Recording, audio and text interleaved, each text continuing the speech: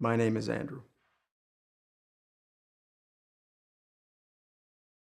I was an addict as a teenager, alcoholic and a pothead, and um, I got into treatment at age 18 and quit drinking, and my life improved dramatically almost immediately. I spent over a decade working in different adolescent treatment centers and worked on a psych unit.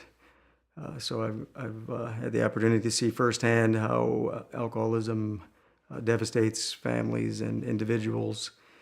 I've been in AA for over 30 years now, and I've worked with hundreds of alcoholics.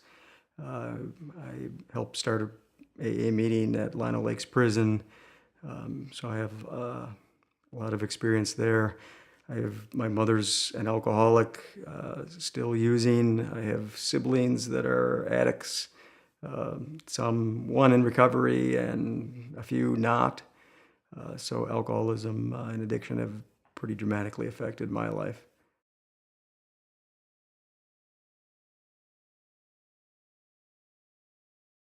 As much as we'd all love to have some silver bullet pill to fix alcoholism, I just really doubt that that's ever going to happen. Alcohol is a widely used and accepted drug in the United States, and a lot of people use socially. And um, my understanding of the research that's being done is that it's oriented towards mostly withdrawal and detox. And my experience is that that's really not the biggest problem. Most detox is over by about 5 days, and alcoholics, the alcoholics that I've worked with, uh, can stay sober for 5 days pretty regularly. So I just don't see that as being the big issue.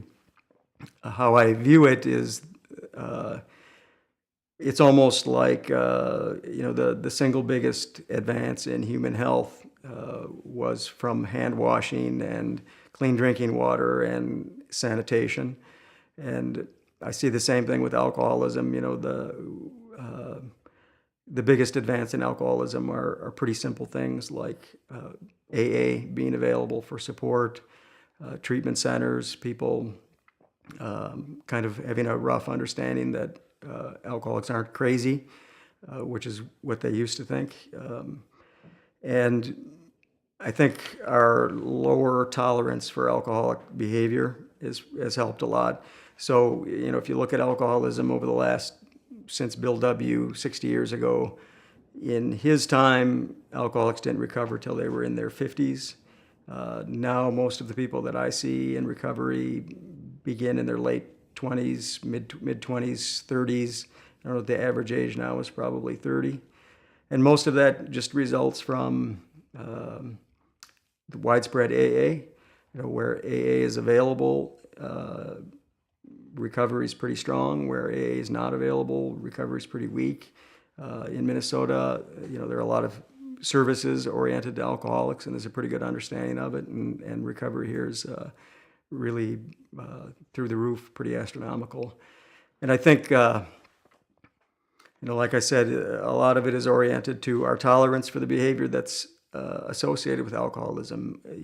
40 years ago, you could, if you were caught drunk driving, the trooper would pull you over and he would, slap you on the back of the head and say, "Don't do that again," and go home and be safe and whatnot.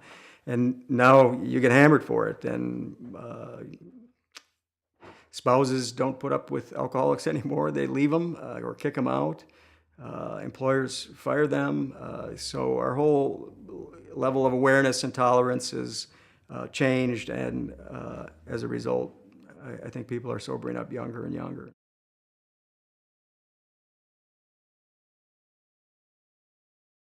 I would say that your research is part of the problem and not the solution, and that really what alcoholics need is pretty basic, uh, kind of like hand washing. They need AA, they need support, they need people to have a low tolerance for their behavior and to hold them accountable. And they need people to recognize that, just the basics about what alcoholism is, that we're not crazy. So I think as researchers, you're just wasting time, money, and resources.